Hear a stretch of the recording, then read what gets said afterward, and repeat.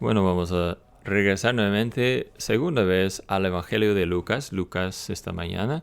Y si tienes una copia de las Escrituras contigo, espero que me acompañes al capítulo 1 de Lucas. Para ustedes quienes no estaban aquí la semana pasada, solamente para mencionarles, esas se encuentran las hojas ahí al lado de los boletines en la puerta. Si quisieran tener como resumen hechos básicos sobre el Evangelio de Lucas, pueden sentirse libres a agarrar una de esas hojas cuando salen del auditorio. Pero bueno, Lucas 1 vimos los primeros 4 versículos de la semana pasada, así que vamos a empezar con el principio de la historia de Lucas aquí en capítulo 1. Lucas capítulo 1, empezando en versículo 5. Esta es la palabra de Dios, así que prestemos con nuestra atención completa. Hubo en los días de Herodes, rey de Judea, un sacerdote llamado Zacarías, de la clase de Abías, y su mujer era de las hijas de Aarón, y su nombre era Elizabeth. Y eran ambos justos delante de Dios. Andaban sin reprensión en todos los mandamientos y ordenanzas del Señor. Y no tenían hijos, porque Elizabeth era estéril, y ambos eran de edad avanzada. Y aconteció que ejerciendo Zacarías el sacerdocio delante de Dios por el orden de su clase, conforme a la costumbre de su sacerdocio, le tocó en suerte quemar el incienso entrando al templo del Señor, y toda la multitud del pueblo estaba fuera orando la hora del incienso. Y se le apareció un ángel del Señor puesto de pie a la derecha del altar del incienso, y al verlo Zacarías se turbó y le sobrevino temor. Mas el ángel le dijo: Zacarías, no temas, porque tu oración ha sido oída, y tu mujer Elizabeth te dará a luz un hijo y llamarás su nombre Juan. Y tendrás gozo y alegría, y muchos se gozarán de su nacimiento, porque será grande delante del Señor, y no beberá vino ni sidra, y será lleno del Espíritu Santo, aun desde el vientre de su madre. Y a muchos de los hijos de Israel hará volver al Señor Dios de ellos, e irá delante de él con el espíritu y poder de Elías, para hacer volver los corazones de los padres a los hijos, y los rebeldes a la prudencia de los justos, a fin de preparar para el Señor un pueblo bien dispuesto. Y dijo Zacarías al ángel: ¿En qué conoceré esto? Porque yo soy viejo, mi mujer es de edad avanzada. Y respondiendo el ángel le dijo: Yo soy Gabriel, que estoy delante de Dios, y he sido enviado a hablarte y a darte estas buenas nuevas. Y aquí quedarás mudo, y no podrás hablar hasta el día que esto suceda, por cuanto no creíste mis palabras, por las cuales se cumplirán a su tiempo. Y el pueblo estaba esperando a Zacarías, y se extrañaba de que él no se demorara en el templo. Y cuando salió no les podía hablar, y entendieron que había visto una visión en el templo, y él les hablaba por señas, y permaneció mudo. Y aconteció que, cumplidos los días de su ministerio, se fue a su casa. Y después de aquellos días concibió su mujer Elizabeth, y se ocultó por 5 meses, diciendo: Así me ha hecho el Señor en los días en que me miró, para quitar mi afrenta entre los hombres. Que el Señor diga su palabra a nosotros. Bueno, este es el principio de Lucas, de la historia de Lucas, del Evangelio. Diferente porque él no empieza con Jesús, ¿verdad? Por lo menos no directamente. Él empieza con Juan el Bautista, él empieza con el precursor. Probablemente sabe que cualquier persona importante tiene a alguien para presentarlos en ocasiones formales. Alguien dice: no, es mi privilegio presentarles a él, quien no necesita introducción, presentación, y luego pues de todos modos lo presenta. Eso es lo que Juan el Bautista es y hace por Jesucristo, el precursor, el quien va a presentar a Jesús a nosotros. Así que Juan el Bautista, su historia tiene su propio tipo de importancia, ¿verdad? Mientras nosotros vemos a esta primera historia, a ese principio del Evangelio, apenas está empezando a desglosarse, empezamos a ver algunas formas o curvas en cuanto al reino enfocándose un poco, solo un poco. A lo mejor algunos de ustedes han visto un artista en las banquetas en acá y lo ves a él o a ella empezando su dibujo, su pintura o gis o pintura, lo que sea, ¿no? Y puedes estar ahí viendo y no sabes todavía lo que están dibujando, lo que están pintando y puedes ver hasta que hay un momento que dices, ajá, ya entendí, ya sé lo que él o ella va a pintar, a dibujar por nosotros. Es algo así, ¿no? El reino que Jesús va a traer apenas está empezando a enfocarse con la historia de Juan el Bautista. Y queremos entonces ver a tres cosas esta mañana, tres cosas que, tres formas del reino de Dios que vamos a empezar a ver en estos versículos. Primera cosa, vemos que algo que fue esperado con mucho tiempo, algo esperado mucho tiempo está por venir. Él quiere que sepamos, Él quiere que conozcamos esta pareja, ¿no? Sobre Zacarías y sobre Elizabeth. Él quiere que sepamos que son una pareja piadosa.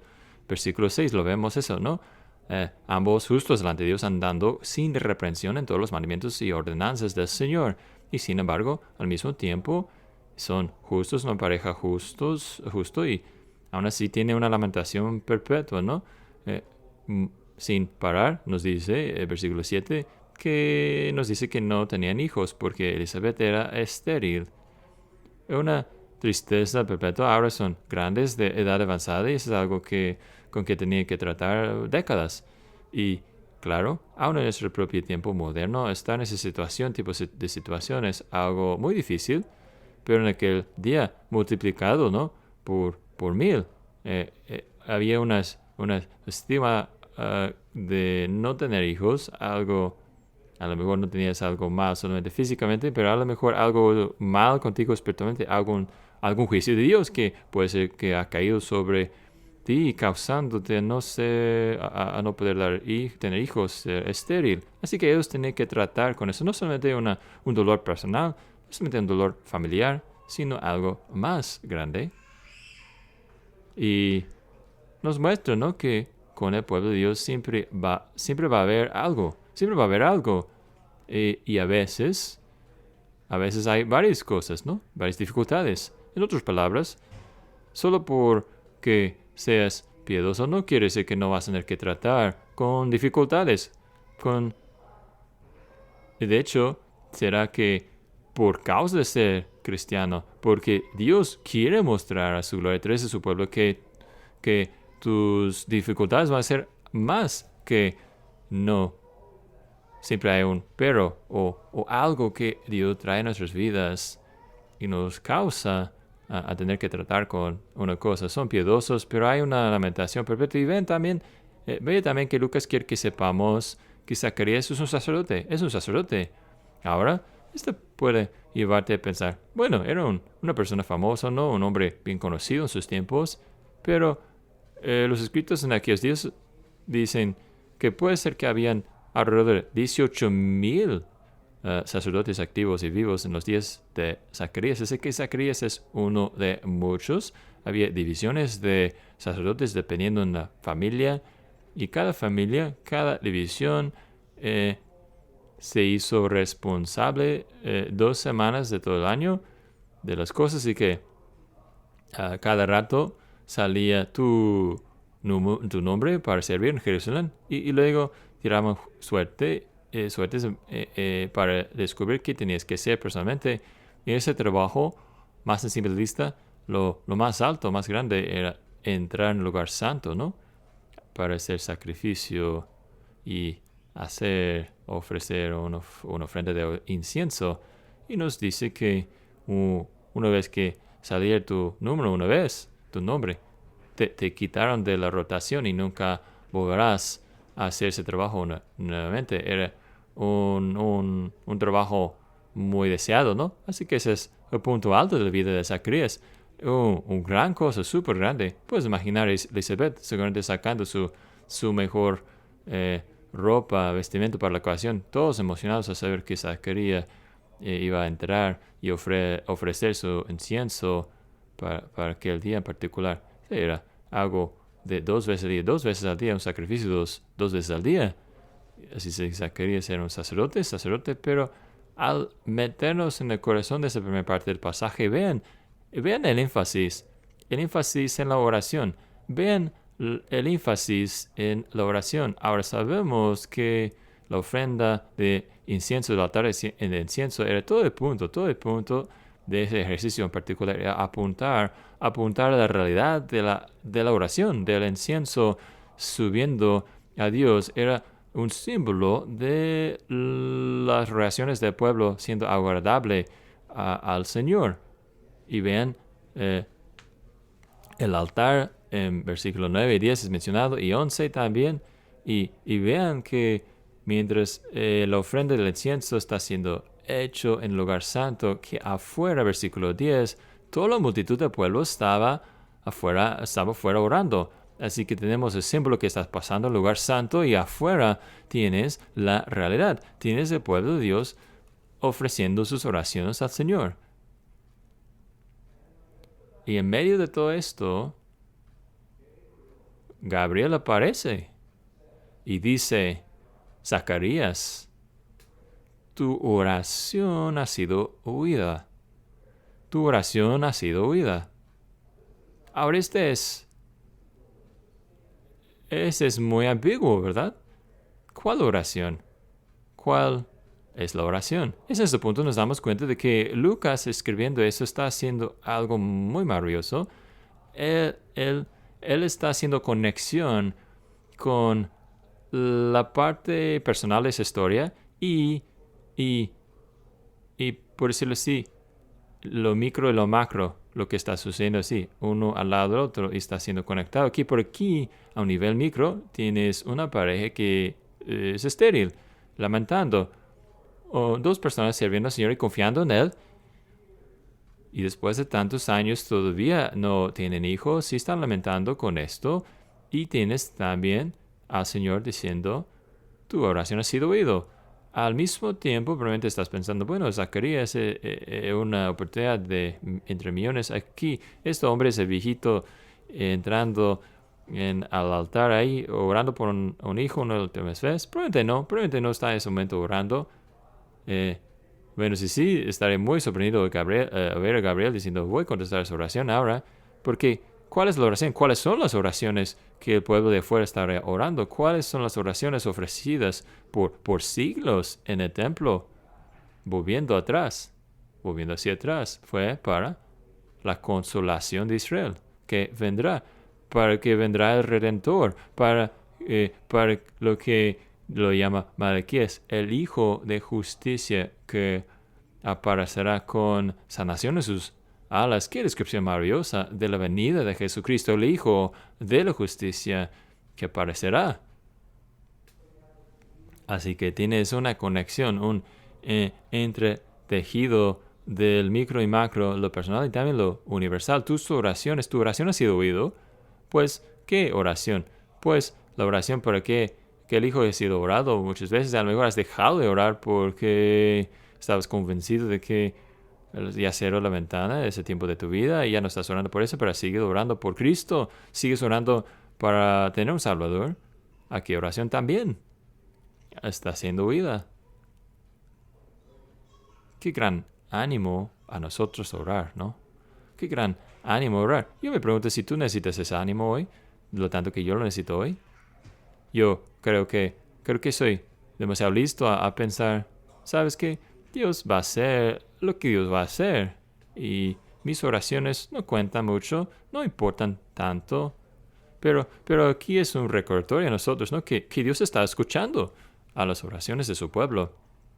¿Cuánto tiempo había estado orando Elizabeth poder tener un hijo? ¿Cuánto tiempo había estado orando el pueblo de Dios para tener al Mesías que vendrá?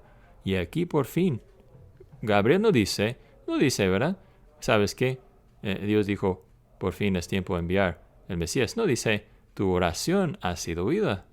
Él responde a la oración de su pueblo. Es por eso que nos anima a nosotros. Es por eso que Él nos da a nosotros en los evangelios una parábola sobre siempre orar y no dejarnos por vencidos. Y es por eso que nos dice a nosotros, pide, busca, encontrarás, toca y la puerta te será abierta. Sigue pidiendo, sigue buscando, sigue tocando, sigue orando, porque Dios responde a las oraciones de su pueblo.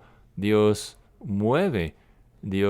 se mueve cuando ora su pueblo. Así que eso es algo esperado por mucho tiempo.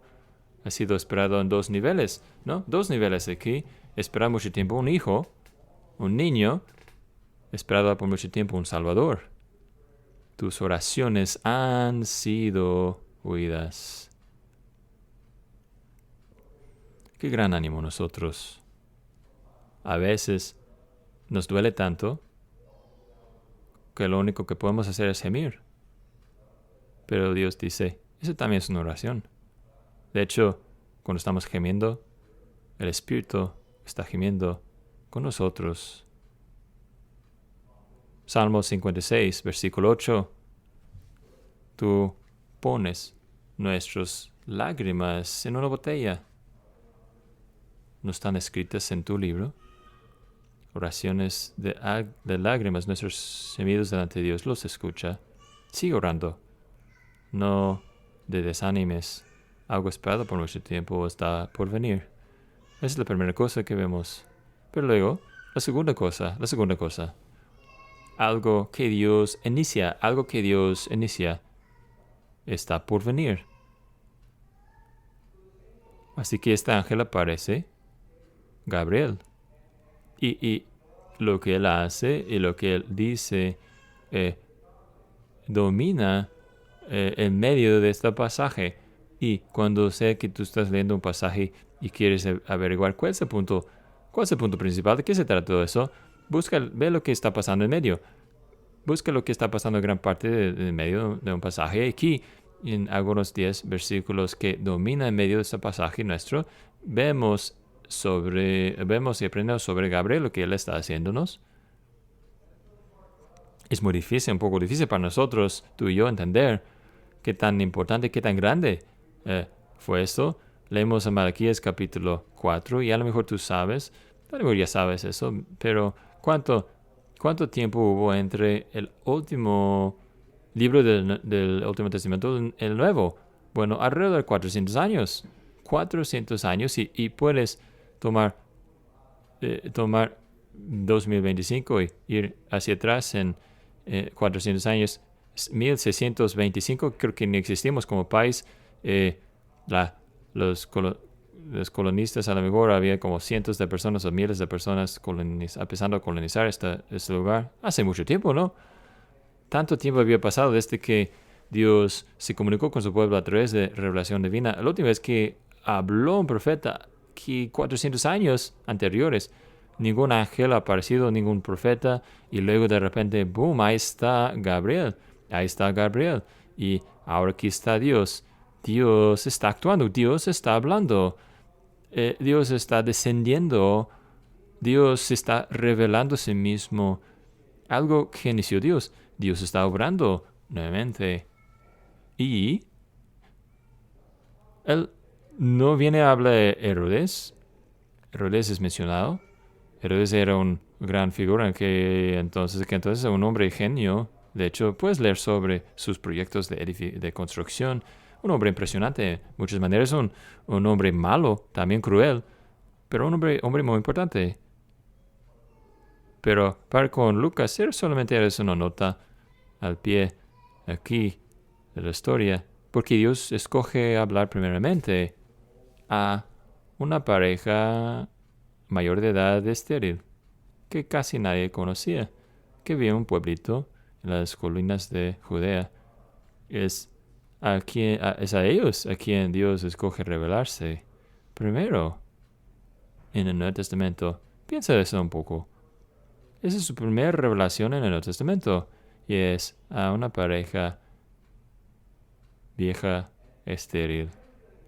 Y todo aquí en esos versículos está lleno de tanto significante. ¿Quién es el ángel? Pues es Gabriel, ¿no?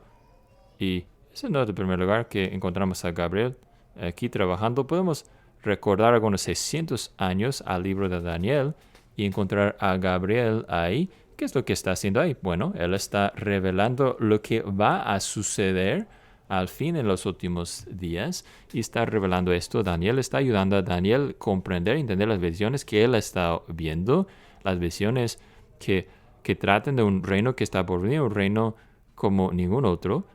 Y aquí está Gabriel nuevamente. Es Gabriel, eso es importante. ¿Quién es él? ¿Dónde aparece? Es algo importante, ¿no? Él aparece en el templo, él aparece en el lugar santo, él aparece al lado del altar de incienso. Esto es enfatizado aquí, ¿no? Por casualidad, fíjense en el templo, Lucas empieza con el templo. Vamos a llegar al fin de Lucas. Estamos nuevamente en el templo, el principio de Hechos, alrededor del templo. Y de ese templo van a ir hacia los confines de la tierra. Pero ¿qué sucede ahí? Es importante. Gabriel aparece en el templo, es algo importante, porque es aquí donde Dios encuentra al hombre y reúne con el hombre. Cristo es el complemento del templo, donde Dios reúne con el hombre. El ángel aparece aquí, es aquí donde habla. Y lo que él dice es importante. Sus primeras palabras, no temas. Eso es algo importante. Es importante, lo encontramos a través de toda la Biblia. No encontramos que cuando gente viene cara a cara con la majestad de Dios, hombres piadosos, mujeres piadosas, caen sobre sus rostros y tiene ese reconocimiento de la santidad de Dios. Tiene un reconocimiento de que la santidad no es algo bonito y amigable hacia el pecado. No es algo amigable hacia los pecadores, que hay una unidad y reconocimiento en presencia de un Dios santo y caen sobre sus rostros. Y una y otra vez, en aquel contexto, el Señor dice, no temas, hay un patrón aquí. Pero yo creo que tú y yo, a lo mejor, probablemente necesitamos tomar un momento y entender lo que quiere decir Dios cuando dice, no temas. Eso es lo que no quiere decir. Él no quiere decir, tú no tengas razón para temer. Él no dice esto. No tienes ninguna razón a temer. No sé por qué estás tan preocupado, Zacarías. Estás sobrereaccionando a la situación. Eso no es lo que quiere decir aquí con no temas. Algunos de ustedes, a lo mejor ustedes han ido a la Torre de Sears en Chicago y a lo mejor han subido. Creo que es el piso 103. Hay un lugar en que puedes salir a observar, salir a ver. Hay un piso de vidrio, ¿no? Vidrio al lado, pero vidrio al piso. El piso es vidrio. Puedes salir y puedes ver hacia abajo, hacia abajo. Nunca he subido ahí, pero estoy casi seguro cómo sentaría yo allá. Yo tendría miedo. Yo estaría ansioso, con nervios. Pero ¿estás seguro? No estás seguro. Ahí viendo, te siente peligroso. Siente una situación muy frágil, ¿no? Estás espantoso, muy probablemente. Y sin embargo, estás seguro. Y eso es como es con el pueblo de Dios, ¿no? En la presencia de Dios. Espantados, pero seguros. Seguros porque, aunque la santidad no es amigo del pecado, cada vez que Dios viene a su pueblo y reúne con su pueblo y siente esa forma, esa manera, la acción, el contexto es, no temas, ¿por qué? Porque yo vengo a tratar con tu pecado. Vengo para crear un medio, una forma que tú y yo podemos tener comunión para que tú puedas estar en mi presencia santo sin ser destrozado. Yo vengo y vengo a arreglar lo roto. Vengo a sanar tu enfermedad, tu muerte, y es por eso que tú no tienes que temer.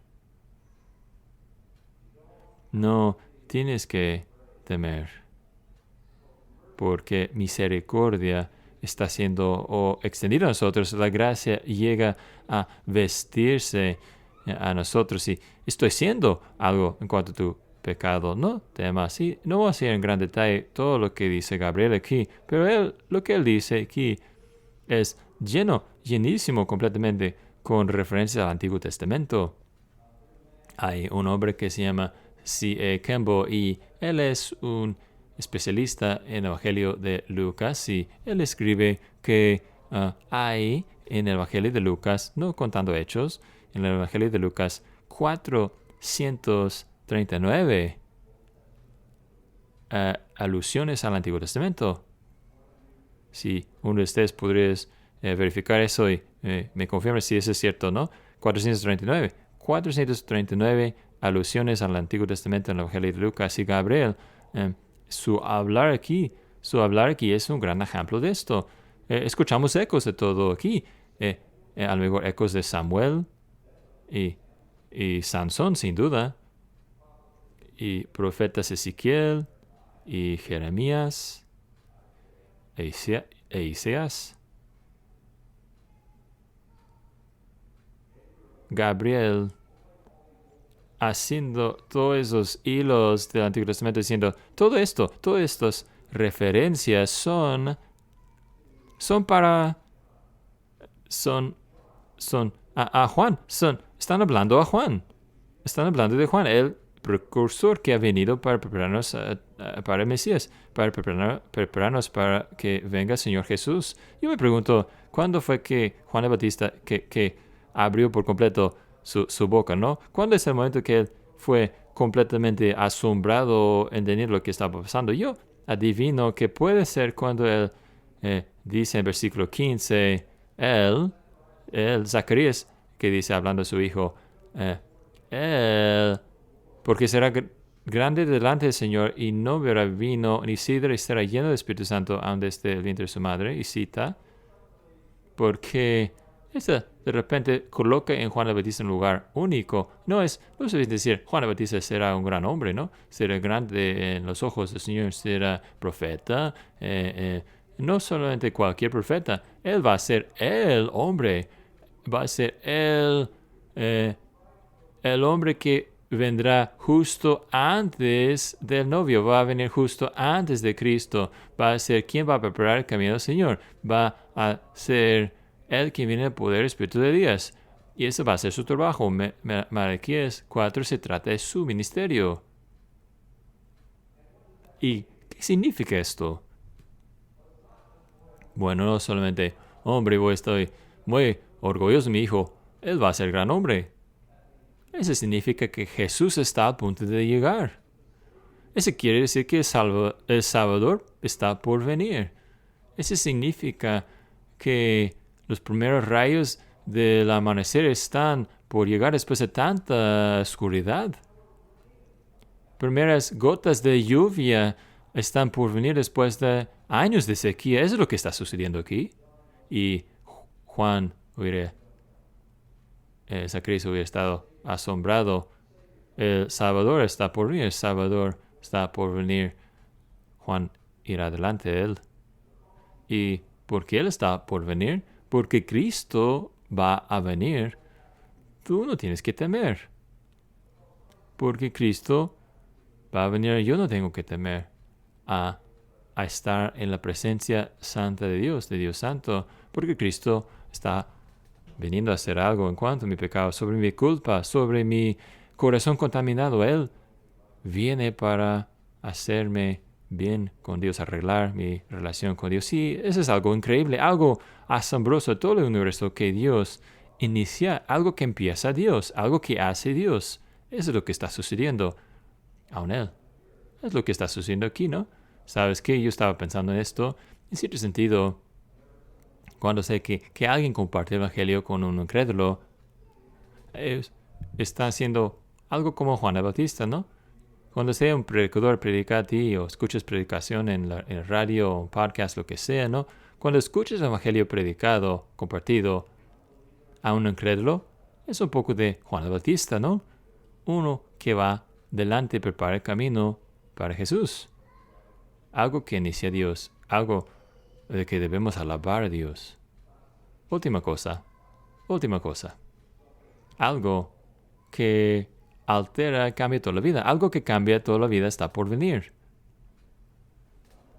Así que Juan el Bautista será mensajero y va a tener mensaje, ¿no? Así es como funciona. ¿Qué es lo que va a hacer? ¿Qué es lo que va a decir?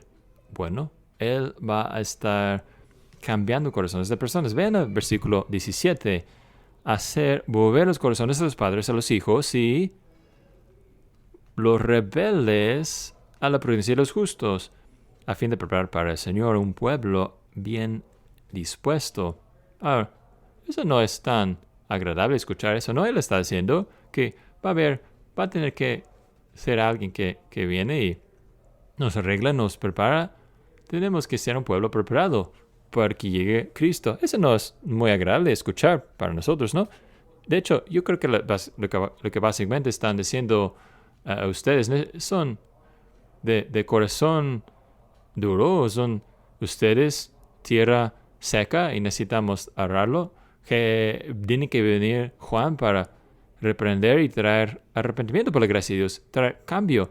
Tú eres alguien endurecido y tu familia también. Vean aquí el aspecto familiar, hacer volver los corazones de los padres a los hijos. Y Malaquías en sus palabras plenas son y volver los corazones de los hijos a los padres. Así que familias necesitan esto. A Dios le importan las familias. A Él le importa sanar familias rotas. Yo no estoy seguro de lo que pensaste cuando escuchaste las noticias del masacre en Minneapolis la semana pasada. Hay la respuesta de la mamá del asesino y el padre. No se encuentra en ningún lado. De lo que hubiera sentido esa familia. ¿Cómo sería la familia? Y los frutos de aquella familia. No tienen toda la culpa ellos. Entendemos eso, pero es una cosa en que piensas, ¿no? Las familias necesitan sanación. Aún familias nuevas que apenas están empezando, nos damos cuenta con mucha prisa que somos pecadores y estamos viviendo con un pecador y necesitamos que Dios trae sanación. Necesitamos a Dios en nuestros matrimonios. Necesitamos a Dios que creamos nuestros hijos. Necesitamos a Dios que ensuavice nuestros corazones y los corazones de nuestros hijos. Dios viene para hacer eso. Es lo que Jesús viene para hacer. Él viene para cambiar las personas. Él viene para volverles. Y esa palabra volver es una palabra del Antiguo Testamento que habla de arrepentimiento. Es así como el Antiguo Testamento habla de arrepentimiento. Necesitamos volver. Necesitamos arrepentimiento. Necesitamos ser preparados. Necesitamos ser cambiados. Otra vez, eso no es muy agradable a nosotros. Yo creo que la mayoría de nosotros no pensamos así en nuestros corazones. La mayoría de nosotros en nuestros corazones pensamos, bueno, de hecho, Dios necesita cambiar sus caminos a mis caminos. Aún creyentes pueden pensar así, ¿no? No lo dicen, pero quizás saben no decir eso, pero así piensan y salen en la forma que piensan y cómo actúan. Dios tiene que salir, digo, cambiar. No me gusta lo que Dios está haciendo aquí. El profeta Jonás, ¿verdad? Un creyente, un gran ejemplo. Yo voy a sentarme aquí y voy a quejarme hasta que Dios, tú debes cambiar mi pensar en cuanto a qué ciudad, ¿no? No. La gracia de Dios, una de las formas que conoceremos que la gracia de Dios está activa en nuestra vida, que habrá algo roto en nosotros, una humildad en nosotros, una humildad sobre nuestro pecado, una humildad sobre nuestra fragilidad, una humildad sobre no mi voluntad, sino tu voluntad sea hecha.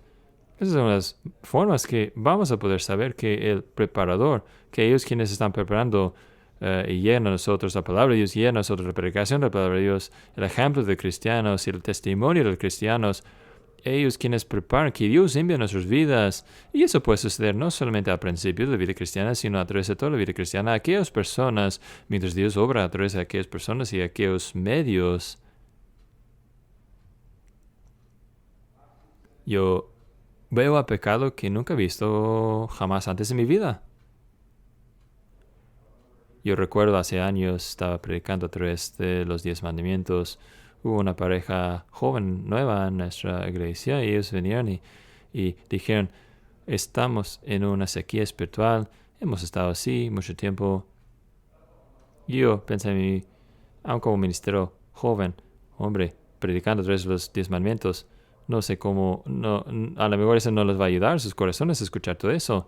Pero varias semanas ya entrando en esa serie, la esposa viene a mí y dice, ¿sabes qué?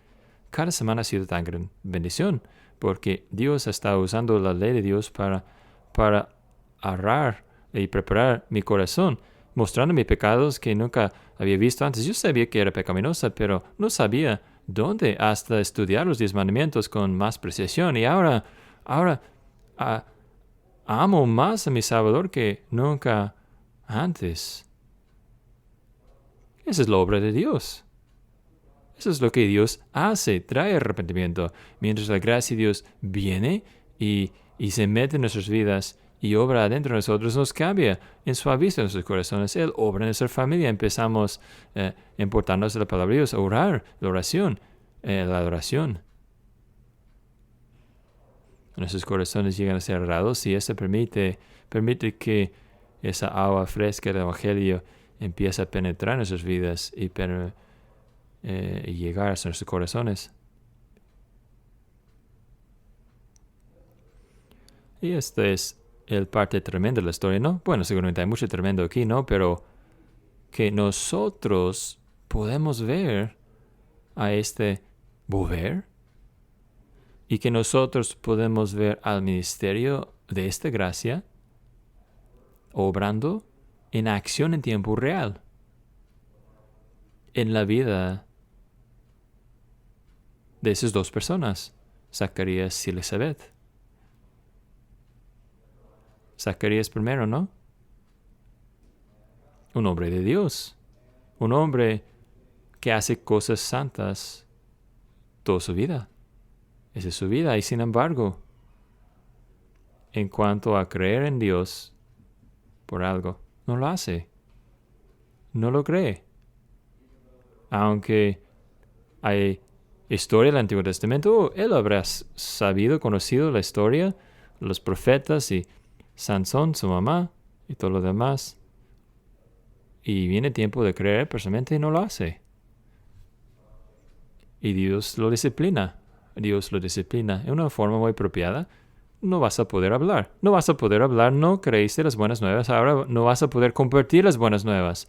En poco tiempo tu esposa estará embarazada y tú vas a querer poder contar esto. No vas a poder hacerlo. Así es como voy a disciplinarte. Y luego Elizabeth. Otra historia, ¿no? Mira cómo el Señor ha tratado conmigo. Me ha quitado mi desgracia. Algo maravilloso, ¿no? Ahora, Lucas fácilmente hubiera dejado esa parte de la historia y todavía podría lograr la mayoría de lo que quisiera hacerlo, pero lograr su historia. Pero aquí no lo hace. Aquí tenemos una mujer en dolor, una mujer que había experimentado estigma y reproche años. Una persona pequeña, ¿no? Una viuda de un pueblo que alguien veía, todos ven con sospecho.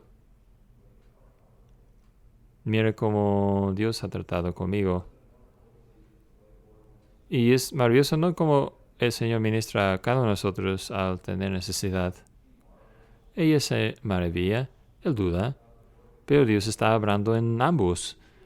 Ella se esconde, ¿no? Se esconde unos meses.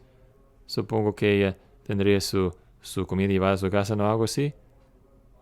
llego a hacer, participar en estudio bíblico de mujeres en Zoom, ¿no? Y teniendo la cámara en nada más su cabeza, algo así. Y pues no sabemos por qué hizo eso. No creo que haya. A lo mejor hay unas malas descripciones porque hiciera eso. A lo mejor su propia humildad. Voy a cuidar mi propio corazón. No quiero jactarme eh, eh, y mostrarles a los demás, ¿no? Puede ser algo así. A lo mejor fue un sentido de tiempo o cuándo es el momento correcto. Hay mucho que depende de esto. Eso es una gran cosa, ¿no? Voy a reflexionar y estar quieto delante de Dios. Voy a maravillarme y meditar en estas cosas. Voy a adorar y adorarlo por lo que has hecho, lo que ha hecho. Pero es más allá de maravilloso, ¿no? Que el Señor llevará a Lucas a incluir este pequeño dato en la historia para poder ver carne y hueso cómo se ve cuando Dios obra en una familia, ministrando a un hombre con corazón duro. Y ese llega a nuestro corazón, ¿no? Un hombre que de su carrera no es hacer cosas santas, pasa su tiempo en la palabra, en oración, cuidando a los demás, sus almas. Y sin embargo, cuando llega el momento de creer, no cree. Y Dios, con paciencia, trata con él, disciplinándolo en amor. No rechazándolo, sino en paciencia tratando con él.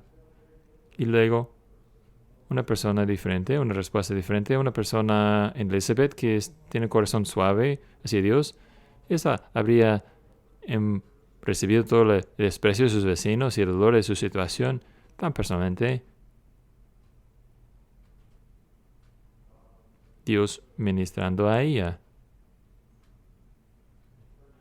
en su necesidad también. Así que uno necesita corrección, la otra necesita sanación de su corazón roto. Y la gracia de Dios viene a ambos. La gracia de Dios ministra a ambos. Podemos alabarle por eso. Podemos alabarle que el Evangelio no es una idea bonita, sino el Evangelio de hecho viene, desciende en la vida de personas, gente como Zacarías, Elizabeth, y los encuentra donde estén sus problemas y toca y se aterriza en el corazón. Nos cambia el corazón. La verdad transforma, ¿no? Hace unas semanas entre mi casa y aquí hubo un accidente. Por lo menos creo que un accidente, no estaba ahí al momento, pero hubo evidencias que algo sucedió y a lo mejor en mi imaginación y inmadurez yo creo que era un accidente de tazas de café, porque en medio de camellón en la calle no lo limpiaron, pero hay muchos pedazos de tazas de café no rotas. Lleva semanas ahí. Nadie los quiere. No, nadie los quita, no los limpió, están ahí como amontonados. A lo mejor esas tazas que encontrarás en un restaurante. De hecho, si quieres verificar la historia, es entre esos dos restaurantes de Bob Evans y Cracker Barrel en la calle de Southport. Ahí está como que amontonado docenas y docenas de tazas de café rotas. Ya chequé esa mañana, todavía están ahí. ¿Qué tal si alguien decidió recolectar todo esto y llevarlo a casa? Y empezar a armar esas tazas, esos pedazos de tazas rotas y hacer esas tazas útiles otra vez. ¿Quién haría algo así? Pero fácilmente podemos hacernos la pregunta también, ¿quién haría algo como tomar a nosotros y toda nuestra quebrantura y descender de una forma significante? ¿Qué significa sacrificio? ¿Qué significa humillación? ¿Quién descendería para tomar nuestra vida quebrantada? Hermanos, sabemos la respuesta. Tenemos un Salvador. Tenemos un Salvador que hizo justo esto. Y esto es el principio. Es el principio de la historia de Lucas sobre aquel Salvador. Solamente el bosquejo, solamente el principio, ¿no? La forma, pero es suficiente para que adoremos, para que esperemos, para que confiemos que Dios hará esta obra evangélica con nosotros, que lo haga. ¿Podrían ponerse de pie mientras oramos, por favor?